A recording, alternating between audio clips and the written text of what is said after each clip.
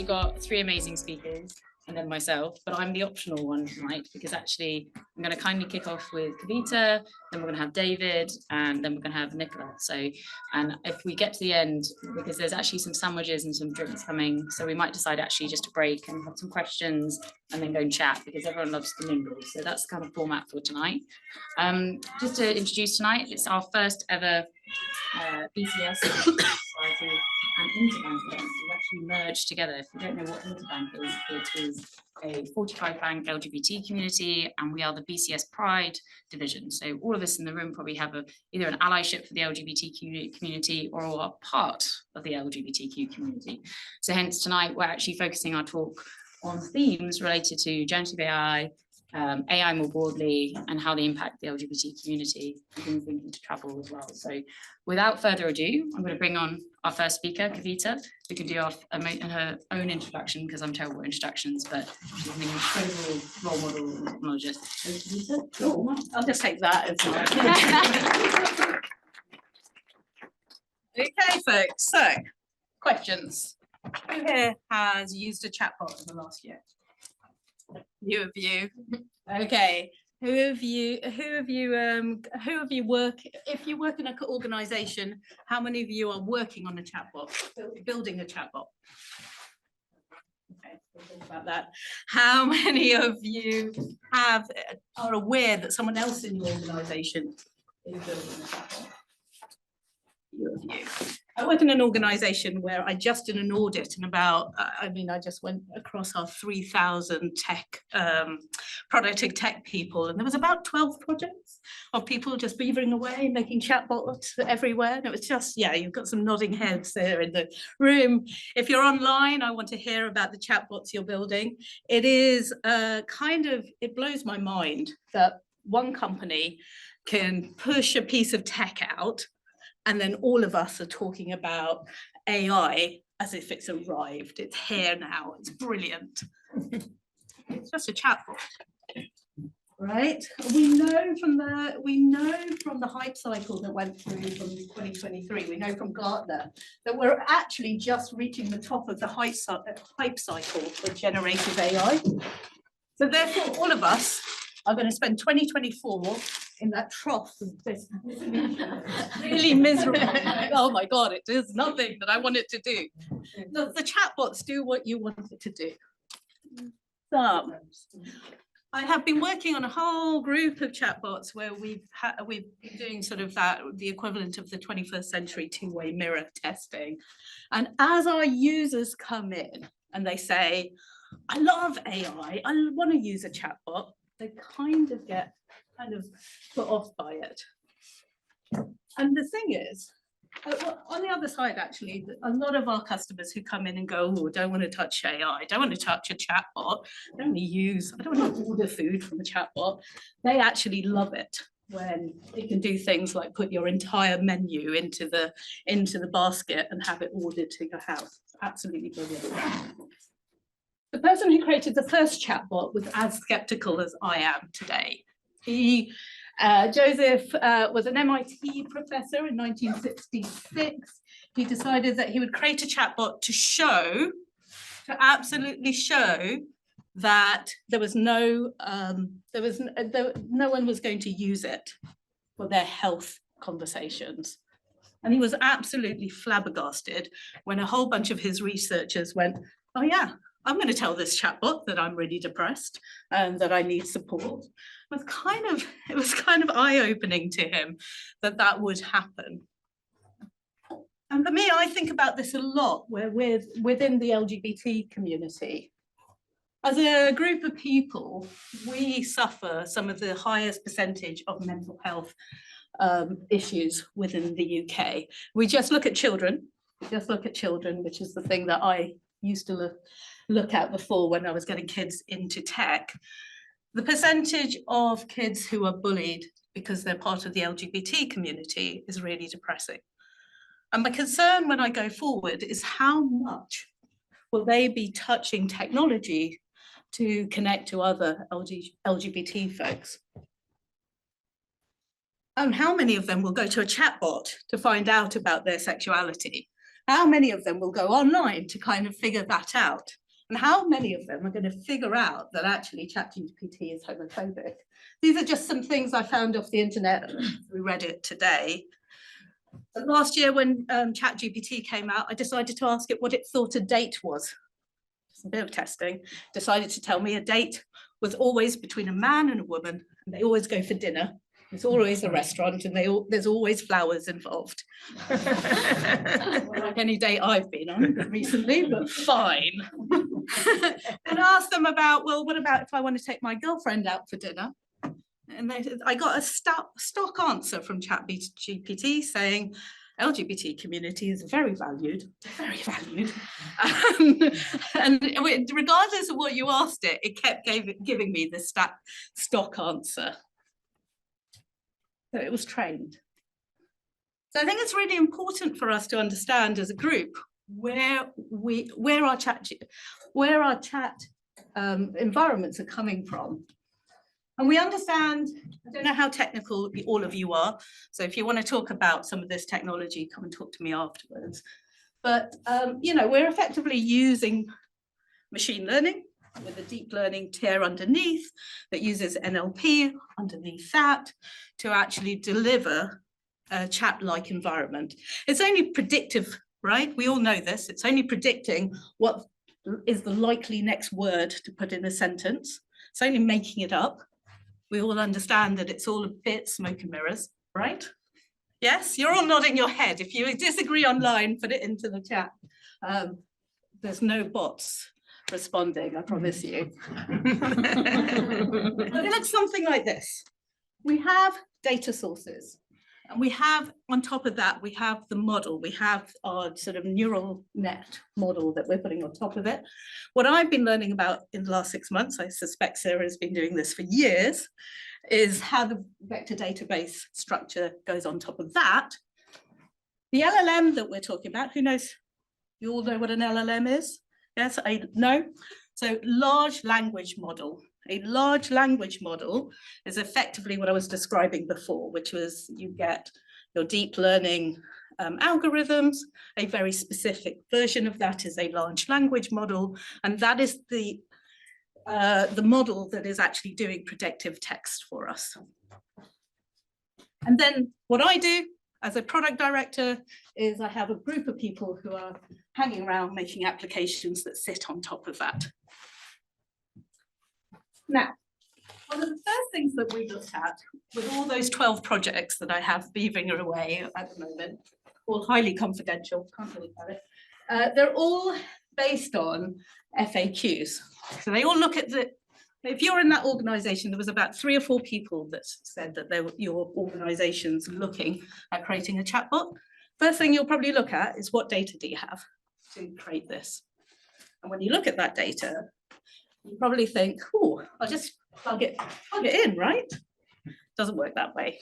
You end up having to restructure the data, remodel the data, and look at it again.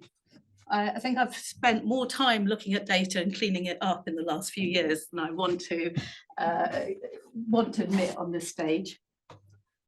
But from an LGBT structure, it's really important to think about what biases are going into the data. I'm sure if you've thought about any of this, you've already thought about how the data that we're getting is already skewed through the information that's already on the internet, right? The internet that's predominantly white, predominantly male, predominantly English speaking. In addition to that, from an LGBT perspective, it is actually biased towards all sorts of stereotypes, probably the best way to describe it, that is embedded into that data. And research from people like the LSE would show that actually, you know, there might be some truth to the gay job stereotype. Think about an airline and think about what you think about when you think about an air steward who's serving you, and if they happen to be male, you too might have some biases in your head. What if your chatbot is helping you recruit your next member of staff? What happens when they start looking at that data and go, oh, I don't know if you're not suited for this job, maybe you're suited for this job, just because we worked out that you've, I don't know, you're part of BCS PRIDE, for example, or Interbank. The other thing that I wanted to point out, actually, before I say that, so one of the things that I want you to take away from this talk is that we're about to go into another period in tech where we think about synthetic data. That is going to be the next phase of where we get to, where rather than utilizing the data that's already out there, so the LLMs or the chat GPTs are all currently trained on existing data. Next time you look, I'm going to look over there. Next time you're talking to your colleagues and they say, I'm going to create a chatbot, you might want to think about, hey, where's your data coming from? Have you thought about creating some synthetic data on which we can create our models? Might be way more interesting. And then you are able to control whether it should or shouldn't have the biases that you want it to have. Ooh, that went away. It's back. The other thing I've been thinking a lot about is vector databases. Again, we could probably, right, Sarah, do a whole talk for a whole hour on vector databases. But a lot of my team spend their entire time taking these models and fine-tuning it so it understands exactly the words that we use in our business in order for you to talk to the chatbot. Now, within our community, that could be really interesting or really detrimental. At which point do we say it's LGBT, LGBTQIA plus? These things matter to us as a community, right?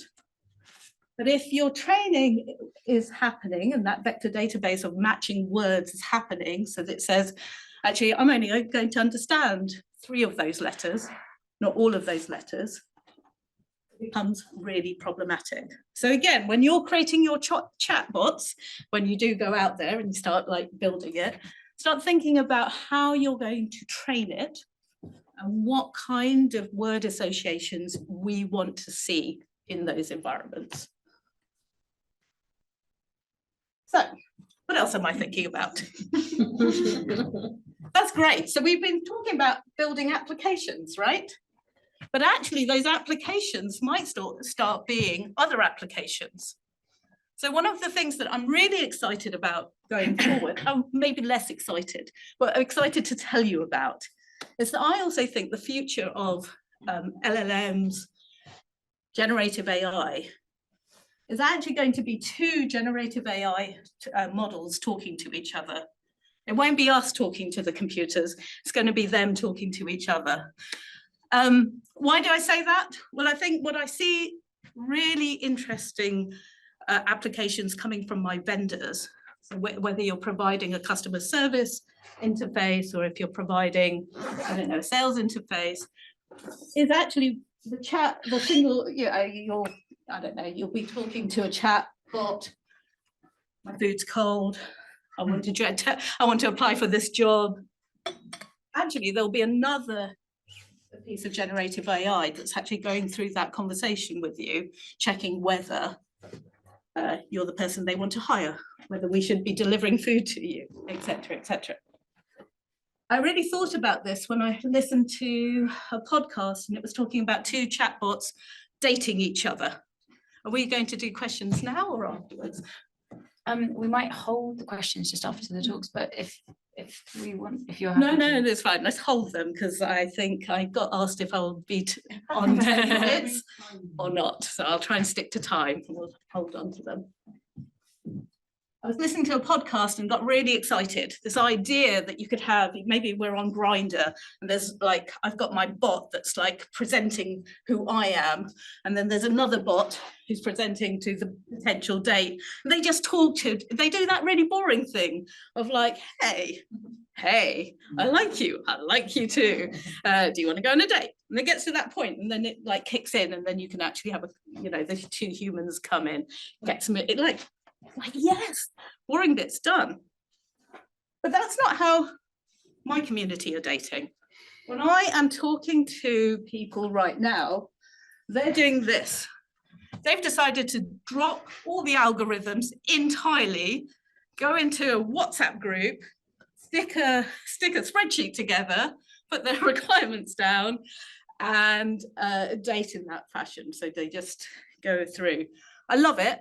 I've been watching this for the last month happen, and it's a North American trend that seems to have come over here.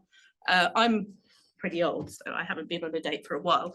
I'm open, by the way, but, but I get really excited about this idea that we're just going to drop the algorithms entirely. What does that mean for your business? What does that mean for that next product that you're going to build? You know, some of us might be out of a job, me included. Having said that, I'm still very optimistic. These are the numbers that I think about. Having lived through the internet age, I'm putting about 2 trillion into our economy as a result.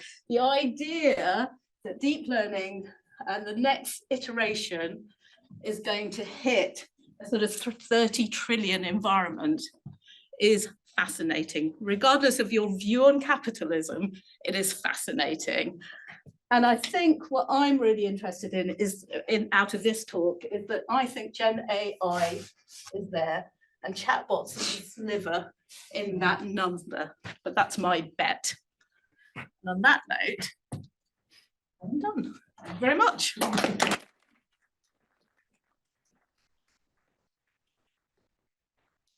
Did in my terrible introduction is that we're doing a series of small talks, only 10 minutes. So everyone's whisking through their topic of choice to provide then time at the end to ask questions, but also time for everyone to network and just socialize. So we thought that was a good way to do it. And also so everyone doesn't get like presentation kind of death. But my next speaker is David. So hopefully if you click next, your slide should magically appear. It's one of my old slides. You need to get rid of all my slides. Right. But David, I'm going to bring you on screen and hopefully you can then speak to our online audience and people in the room. And also perhaps tell us a bit about yourself and the Lavender Group, because I know we might have some members from the Lavender Group here today as well. Well, so yes, I'm David. I'm here to talk to you about LGBT business travel risk from a corporate perspective. I'm here wearing my Lavender Group hat, which is an LGBT security and intelligence industry focused networking group for individuals who are LGBTQ+ within the private industry of that sector, but also alongside providing networking, helping to drive awareness of issues within the sector that touch on LGBTQ folk. So without further ado, travel risk for LGBT people. So a couple of little stats about why it is an important issue. Firstly, as you can see, 66% of corporate travel programs completely fail to have any mention from a security or risk perspective of LGBT security risks. And many travel destinations, including very famous ones, very popular destinations, are also some of the least tolerant, I suppose, is perhaps a polite way of putting it, towards LGBT individuals. On top of those figures, 94% of LGBT individuals, when they go traveling, go back into the closet. So yeah, it's a bit of an issue, you could say. And this is a bad graph that I have tried to make. Gosh, it's black. It's meant to all be white. Apologies. Showing the, I suppose you can plot destinations, as I have tried to do, on an axis, where you can balance social acceptance or the lack of social acceptance against the legality of being an LGBT individual. Some very familiar names on that graph. And as you can see, there is sort of a cluster between tolerant and legal and not tolerant and illegal. If anyone knows of any destinations that are illegal, but where it's socially accepted, let me know. We can fill that graph in over the sandwiches and drinks. But I couldn't think of any when I was putting that graph together. And some big hitters, potentially also on that graph, Singapore, Nigeria, depending on your business interests and perspectives. So what are the risks really then? Well, they can begin before you even step foot on a plane. If you work for a conservative or perhaps intolerant employer, with small c conservative values, you might not even be out, and you could face the risk of having to out yourself in the present to potentially save yourself from risks in the future. Not a good choice really to have thrust upon you. And so as a result of this, a corporation, a business should try and be LGBTQ friendly in their travel risk policies. But also they can't just assume who they need to give this information to, because that's discriminatory. So really the best policy is to give that information to everyone. They don't always. Digital risks. So moving through, digital footprints. We all have overlapping digital lives. Some of us might be on Grindr, some of us might not be. Some of us might be very out publicly on LinkedIn, X, Twitter, whatever you choose to call it. And also at the same time, use these for corporate professional uses at the same time. And so depending on your travel destination, visa searches might turn up flag to your host government that you are an LGBT person or you have an LGBT sphere of interest. And this could potentially lead to problems whilst you're in country. Whether that is enhanced questioning at borders or maybe just the refusal of a visa potentially. Some applications you are not allowed to use depending on where you are, regardless of whether that's with a VPN or not. And it is a crime to access them. It can also be a crime to access them using a VPN. So it's a double crime. Hooray. Some applications do try and forewarn you, others do not. And interestingly enough, and also sadly, there are certain governments that know that people will access certain applications regardless of whether it's illegal to either access them or whether it's illegal to be LGBTQ and engage in LGBTQ activities. And so they will plant secret servicemen, secret police people, or even militias, far-right militias, will use these applications to lure people either to a honey trap where they're then arrested, or in the case of a vigilante militia, just to beat you senseless until you're near death. So if it's illegal, maybe don't do it. And again, merges into analog risks because nothing stays online.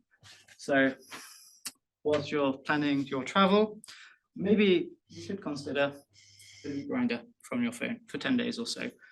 It's probably worth it.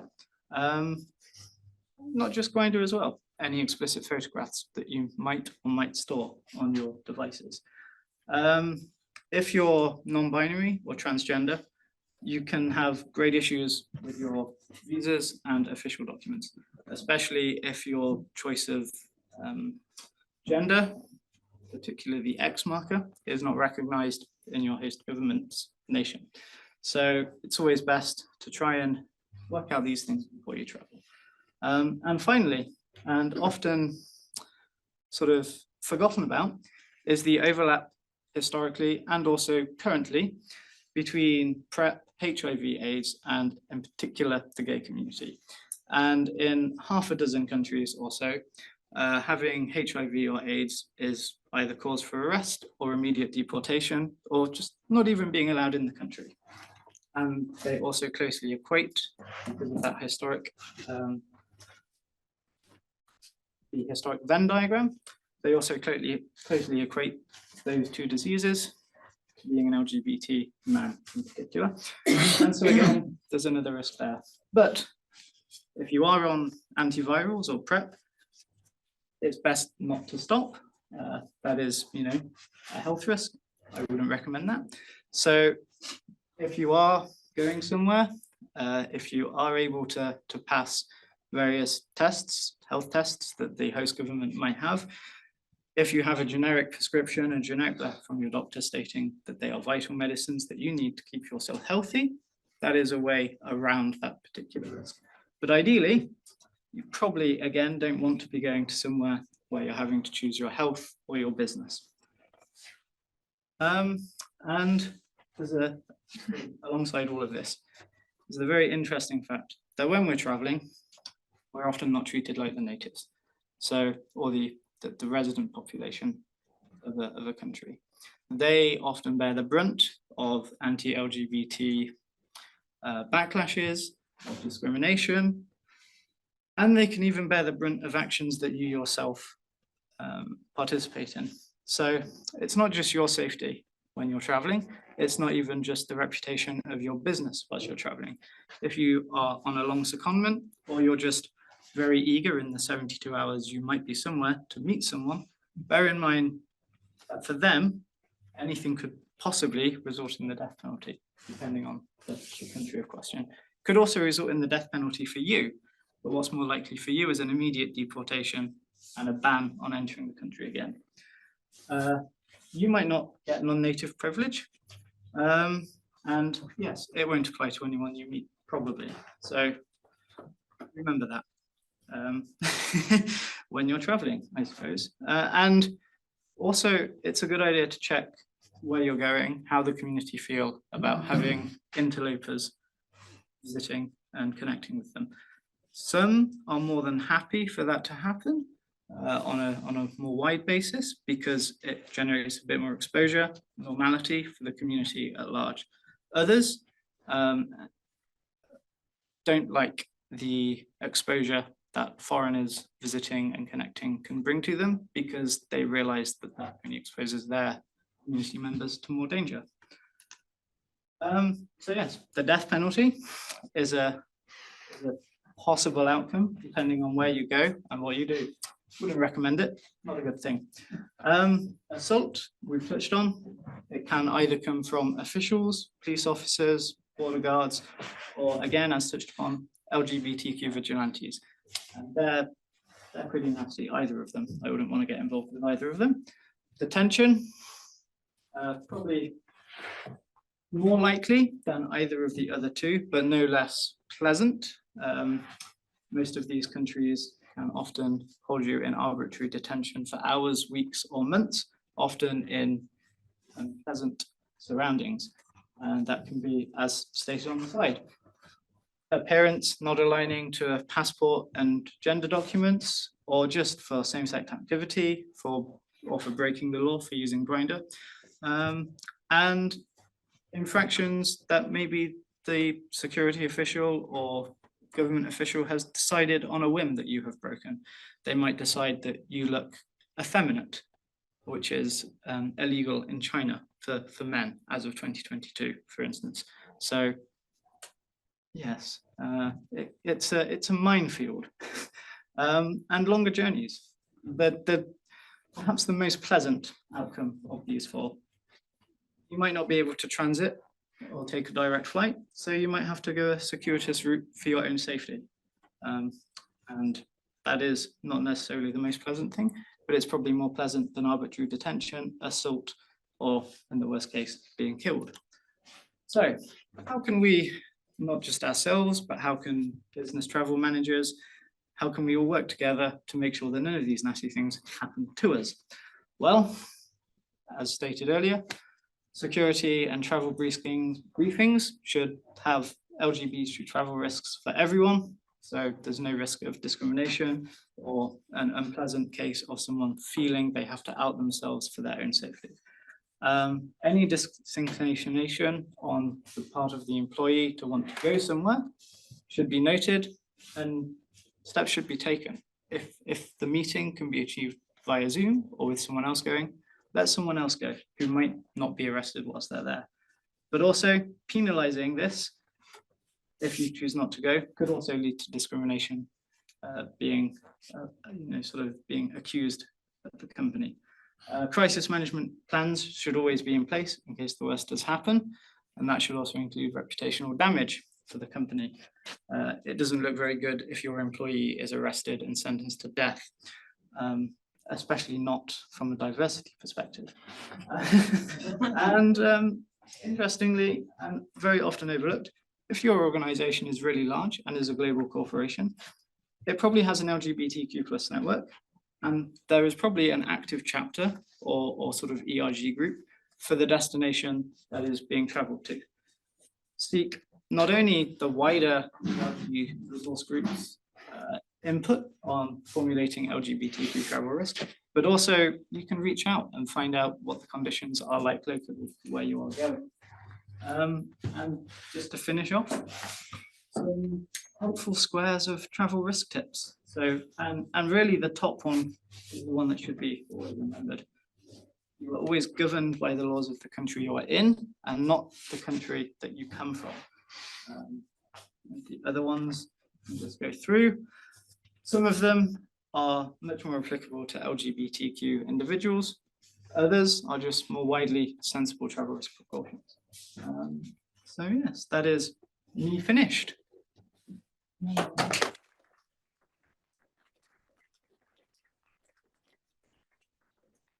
Just so no one goes home slightly petrified, I have worked in global teams across probably over 70 countries for years, so I'm still alive today, but it doesn't go without being aware of all these risks, as it's so important because it's still illegal in 69 countries, which nicely ties into our last speaker, or second last if I speak as well, because actually on the 17th it's Ida Hobbit, so many of you know and hopefully are celebrating anyway. So what we want to do is flag that, sadly, overcome all the discrimination we face, but also then look at how we achieve that, both in our jobs and overcome bias. So Nicola, I'm going to allow you to come on and speak. And a huge thank you to everyone so far as well. And I'm going to make a big apology. This is the second one of these kinds of presentations that I have to do this week. One I'm doing on Friday, a big presentation. So I'm reading from notes, otherwise I will switch over into the other presentation that I've been looking at solidly for 2 days. I don't want to start presenting somebody else's presentation. So, okay, so obviously I'm Nicola Martin. I'm actually chair of the SIGIST group, which is the special interest group in software testing at BCS. I'm on council and I do lots of other things as well outside. But I'm going to talk to you a little bit about AI bias, data quality and data literacy. And I've done it as a lightning talk, so we're just skimming everything. It's nothing too technical. Obviously, Kavita has given a lovely talk that went a bit more in depth, but mine is just going to be very, very high level, and I'm happy to answer questions. Oh, I moved these in the right direction. Okay, so nobody else has really mentioned it, but we are here today to talk about Ida Hobbit, which is profoundly important day. It's the International Day Against Homophobia, Transphobia and Biphobia. And it's supporting LGBTQ plus communities worldwide by raising awareness, promoting acceptance and advocating for equality. It fosters unity and highlights the challenges faced by LGBTQ plus individuals, and hopefully tries to amplify voices for human rights on a more global scale. And the little comment I've made up there is that ensuring AI fairness requires addressing biases, improving data quality, really important, and promoting data literacy. So I just put some historical background, obviously, to tie into the fact that we're talking about Ida Hobbit. So, we go from the 60s and 70s, and we've had the Stonewall uprisings, where we've had LGBT groups that started to mobilize. And homosexuality was starting to be outlawed in many countries. And I'll zoom across to the 2000s, where we started to see a rise in LGBTQ plus social activism. Same-sex marriage starts to be legalized. I think the Netherlands was first.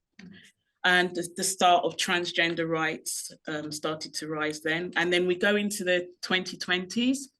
And we can now start to say that tech is starting to, take more of a role in advancing LGBTQ plus rights.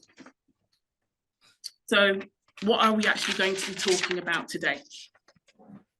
We have got 3 areas that I really want to look at. The first one is AI bias. AI systems can inherit biases from the training data, which may result in unfair or discriminatory outcomes. I can give you loads of examples of that, where products have gone to market and the problems that are caused by the fact that a simple, more thorough check of the data that was used in AI models earlier on could have, avoided a lot of problems. And it's actually quite serious in some cases. We go to as simple as things like a soap dispenser not being able to recognize colour of somebody's skin, to people being stopped on the border in Haiti and Mexico, families not being able to travel across because they can't be recognised by the cameras, facial recognition doesn't work. So it's really important that systems have the right data and that it's also checked for bias. So that's one of the things I'm going to talk about very quickly, nothing in that depth going forward, but also about data quality. And I will be talking about the reasons why it's good to have good data going in. If you use bad data, you get bad products. Use good data, you'll get good products out of it. And then I'll also be talking about data literacy very, very briefly. So my next slide is about understanding AI bias. It refers to systematic and unfair preferences or prejudices in artificial intelligence systems that result in discriminatory outcomes against certain groups, including LGBTQ plus individuals. There are some implications with that. Discrimination, for example. AI bias can lead to discriminatory outcomes in employment, housing, and really important things like healthcare. Privacy risks. Biased AI systems may compromise privacy and reveal sensitive information, which is a big reason why people are kind of scared to share their data. They're not sure about how well, how secure that data is. Limited access. Biased algorithms can limit your access to services and resources you need, and that exacerbates inequalities. And then underrepresentation, so a lack of diversity in AI development. So in the teams that are building these models, may overlook LGBTQ plus needs. So for example, you end up with this kind of like engineering bias where you've got teams that are all the same. So you might work in a company in an engineering team, for example, and someone says to you from HR, do you have friends that would want to come and work for the company? We'll pay you some money if you bring your friends in. You'll end up eventually, if you don't have a very diverse friend group, with lots of people coming into the company who are exactly the same views, the same outlook, the same lifestyles, and that can really have an impact on the products you build. So you need to have those diverse teams in order to build, diverse products that meet the needs of a large, section of the public, as opposed to just one particular client or one section of community. So when we talk about ensuring data quality, then there are some challenges. As I've said, if you're using data, you need to make sure that you put in good data, so you get out of it what you put in. Some of the issues that can arise related to that for the LGBTQ plus community is underreporting. So there's a fear of, as I've mentioned, like a fear of discrimination or stigma. So that might lead to underreporting. So for example, you could also work for a company where they ask you for inclusive data when you start working for them. 9 times out of 10, people are not filling in that information. They're not giving that information to their company, so they can't really support them in the way that maybe they could. And that's maybe because of a fear of giving that information. And that's just, one example. There are much bigger ones than that. So we end up with, incomplete or inaccurate data. And then this goes out widely into society as well, where people are afraid to give their data. Misclassification. Limited options for gender and sexual orientation categories in surveys and forms that might result in misclassification or even the erasure of LGBTQ plus individuals because you're not represented at all.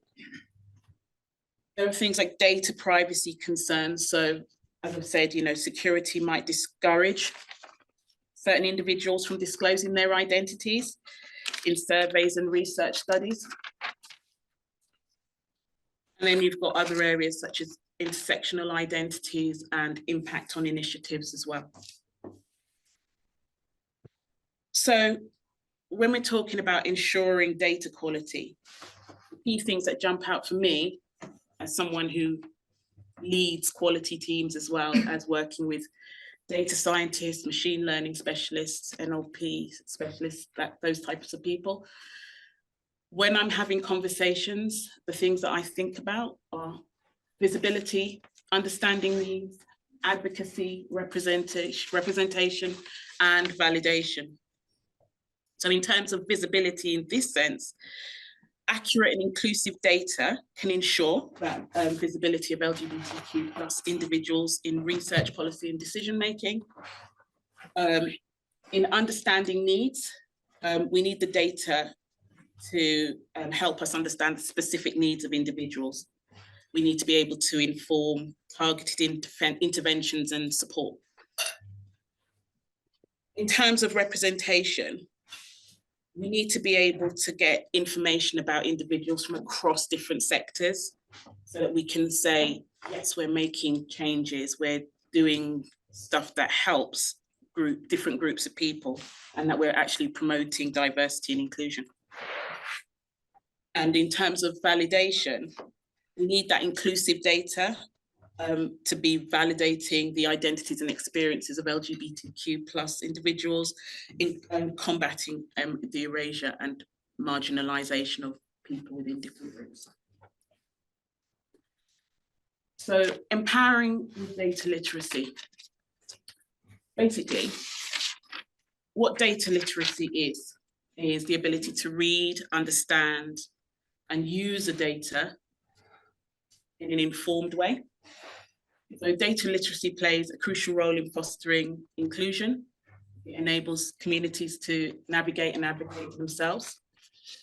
You could work on strategies, for example, around education, and that meaning that people who are working on data should really be educated in how to utilize that data. It needs to be community-driven initiatives as well. And that way we can enhance data literacy within LGBTQ plus populations. And there is a couple of reports at the moment.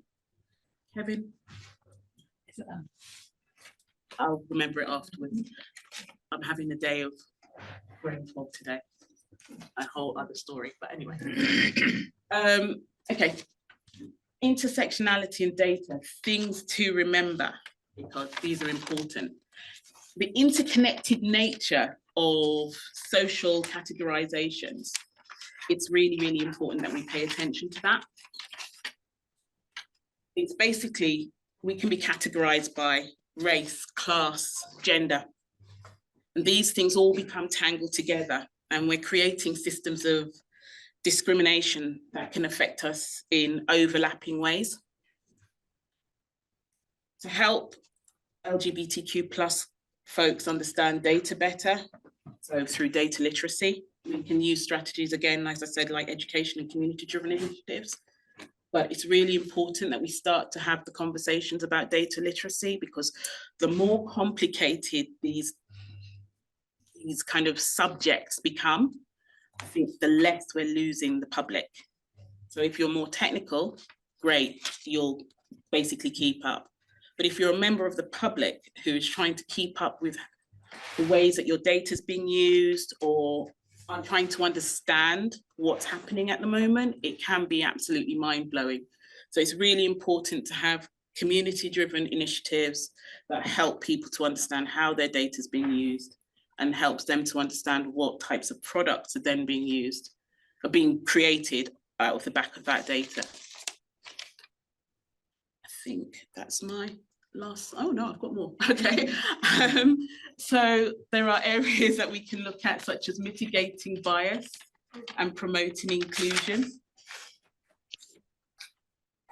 We can look at diverse data, bias detection, transparency, that's a really important one.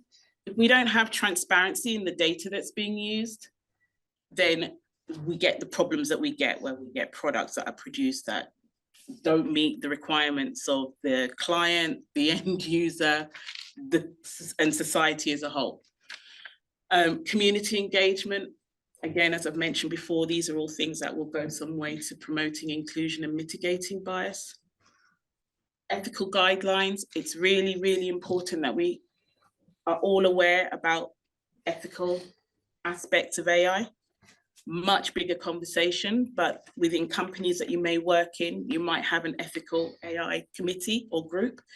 Get involved. It doesn't matter what area you work in, you should want to have some involvement in the ethical AI group or have an interest in the decisions that are coming out of that group, because that impacts products that are being made and how they make products and what type of clients companies work with.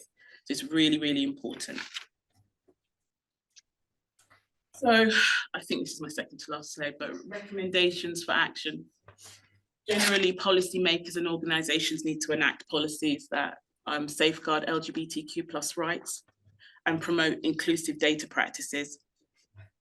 There are groups that are trying to gather data, in terms of how LGBTQ+ people are working within tech, for example. So there's Tech Talent Charter is one of them, and they put out a report every year.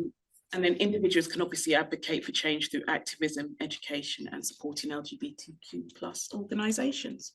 So you could come and help BCS Pride. Yes. Here's your job for you, Steph. You can come and help BCS Pride or any of the other groups that have been mentioned today, and just get involved.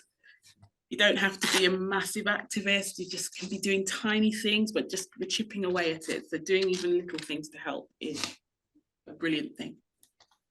Thank you very much.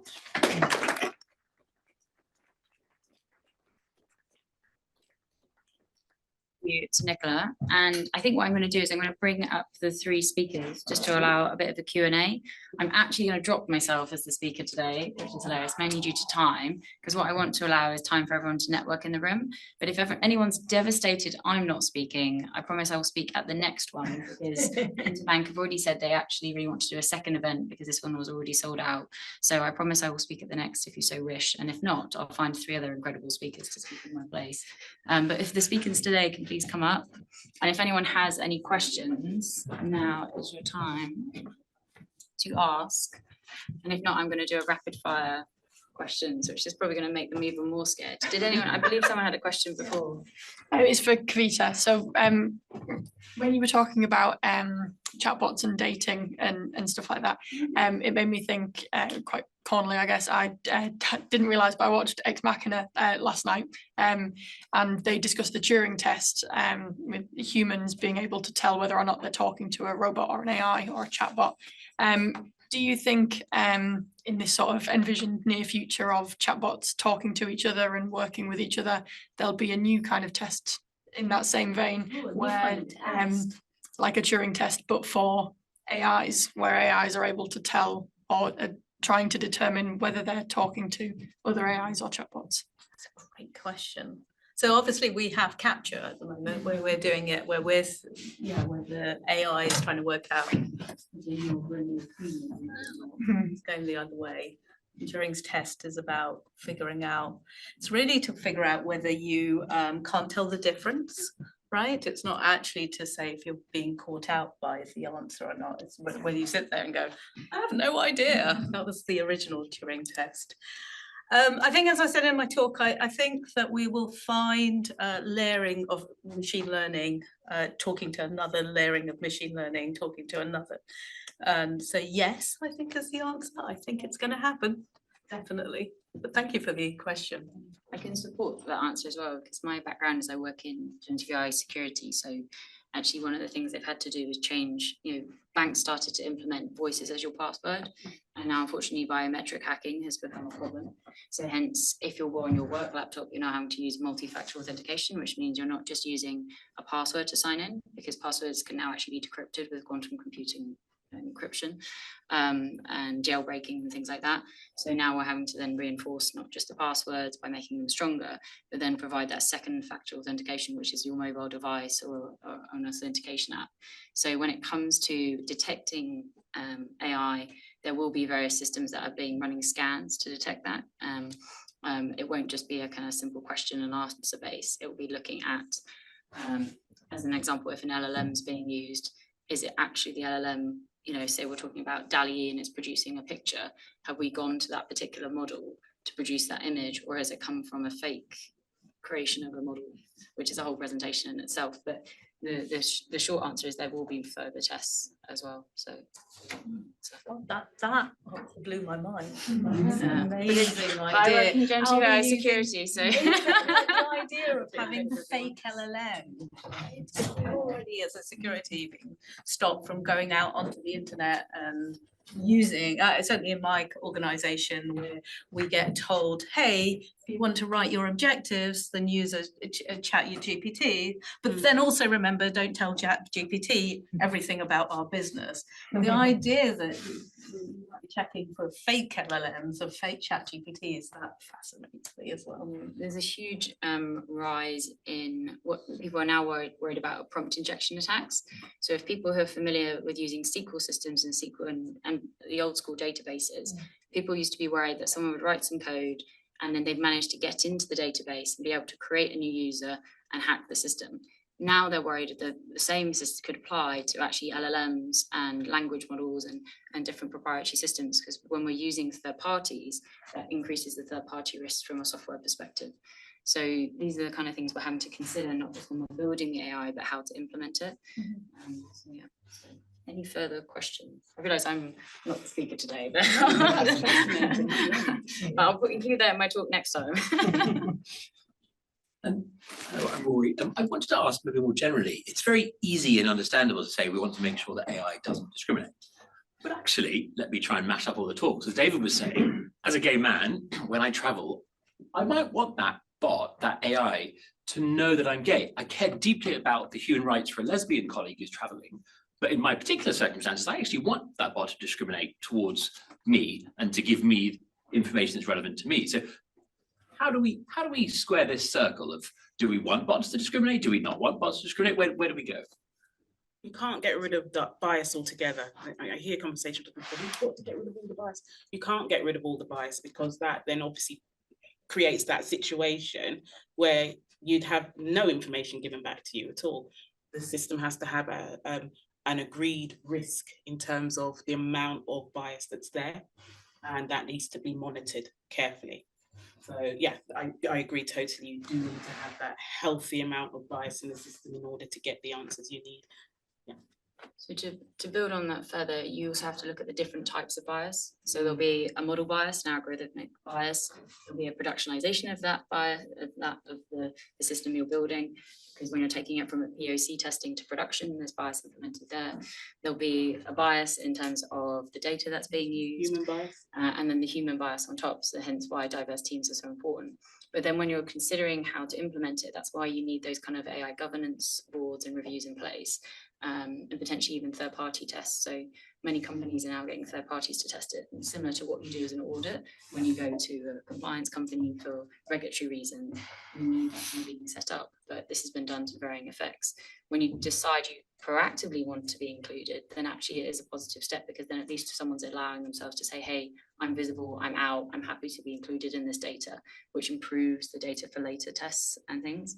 And then we talked a little bit about synthetic data, so adding in that data, which can then actually help balance what's been like historically unfair. So it's something that I think proactively, by having out role models and more of us collectively, helps bring us better kind of fairness, basically what in the systems we're producing and what we see. The way I think of your question is, how do we follow the user? Right? Because we've all gone through that. Well, I don't know, I'm making assumptions, but one may have gone through the process of coming out, right? There's a period of time where you think about it and debate it, and then as LGBT folks, so we know that we're constantly coming out at every juncture, whether it's a new organisation or a new environment. And that's the way I think about the answer to your question, which is that, you know, there are spaces where you want to have that in bias. And there's some spaces, like in my day job, where we do food delivery, right? You don't need to know this information. So I don't really want to collect gender information just because you want to order a takeaway. Not a big deal, right? Really helpful for all sorts of things, but not relevant. So I think about it that way, and then take it back to what you were saying about having an ethics board. Well, before we build a product, where are the requirements and how are we going to go through collecting it before we go through the technical piece of going, right, okay, now at every step, how are we going to manage those biases? That's how I think about it these days. Any last questions before we head to sandwiches, which I hope are going to magically appear. I'd like to just tell you all a quick story. I'm on camera. I haven't told this story before, but it was one for your travel environment. I went through Gatwick Airport and got misgendered, and ended up having to be strip searched as a result of it. So something as simple as a binary male female as going through a security check got me, taken aside in this country and it was literally, they admitted afterwards they'd just gone, oh, I thought you were male. I'm really sorry. And but we still need to go through this process. I do have a question. The AI value chain is actually getting longer and longer, from the foundation to actually start up, and then large companies take on third party, et cetera, et cetera.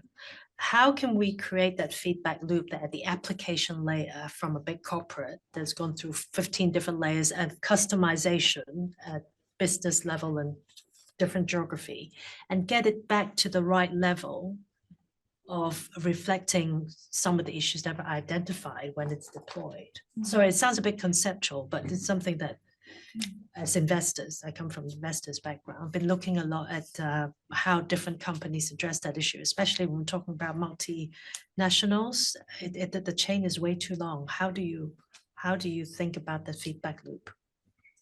The feedback loop is quite complex because it starts from, if you're building an LLM, if you think about it, you have certain parameters like hidden layers.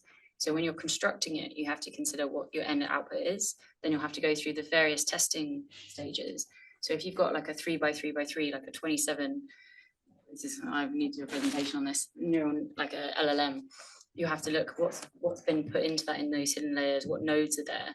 Then look at the output, test it for accuracy. And so your team that's tested it is one layer of that bias we kind of touched on earlier. But then you're trying to apply that to different geographic regions. So the selection of that LLM has to be very careful. You then have to think about the application on the country, the region, the data. So it's a complex because you have to go forwards, encounter all the layers where it could pose problems, then go backwards to basically then, which I can't really summarize in a one-line sentence, to how to deconstruct it. But at the moment, Microsoft, as an example, Google, are producing LLMs and then distributing them globally. They've trained it on what started off as a small data set and then expanded it. But what they've had to be really careful of is saying, right, we are training the LLMs on public data, e.g. when you use it and you haven't signed up to an enterprise or a public company account. And there's also when there's a corporate account where your data is staying within your system and is remaining more secure. So a piece of advice, if your company has an internal chatbot or using Microsoft Copilot, then you should be using that instead of ChatGPT, because therefore you're not breaching your data privacy, your security, and those kind of concerns. But from the construction of the LLM and how you then integrate the feedback loop, you would have to then have regional teams testing the LLM to check and make sure that the data in that country is also validated. So to give you a personal example, I was testing an AI system for I need to be careful, a healthcare company that had a chatbot. And my job there was to look at how this was constructed and test it, because it was having insurance companies pay money to license it effectively. And interestingly, the company said, okay, well, we've done this in the UK. Here's the algorithm that works in the UK. But we also then want to roll it out in Africa. Now, this insurance company seemed to think it was absolutely fine to invest £30 million in deploying this, not just in the UK, but in Africa. And it doesn't take a genius to work out that a cold in the UK, it could be malaria in a country in Africa. So the point there is, and I'm giving an exaggerated example, although it's hilariously based on a true story, is you need those validators in each region, each country to be testing it. First story I heard though. Yeah, to implement company a correct feedback loop for each geographic location, city, region, and even down to the demographic you're focusing on. Because if you look at our selection of panelists today, we might be all under the LGBTQ bracket, but we're all very different. And the point there is no LLM, as much as you train it, will necessarily focus on a particular group. So you need to be sampling your data as well as your population and your private output. If I answered that okay, but I would I'm also- happy to follow up over drinks and sandwiches I too. also want to add on to that, you were talking about companies building LLMs from scratch. Smaller companies are not doing that. They're buying them off the shelf, and that cuts that time down as well. So, yeah. Yeah. But yeah, I'm happy to cover any more questions on generative AI in depth in the sandwiches. And I'm also going to promise that next time I will present as well. But I didn't want to overshadow the amazing presenters we had today. And actually without giving a massive thank you to them as well, everyone in the room. So now I think we're going to head into the other room. Everyone can get a drink and then ask any further questions to the panelists there. And just a huge thank you for coming today, and happy Idaho for the 17th as well. And yeah, any travel risk, come to David. Any other kind of AI risk, come to these two quality testing. So anyway, huge thank you everyone, and I'll see you in the other room.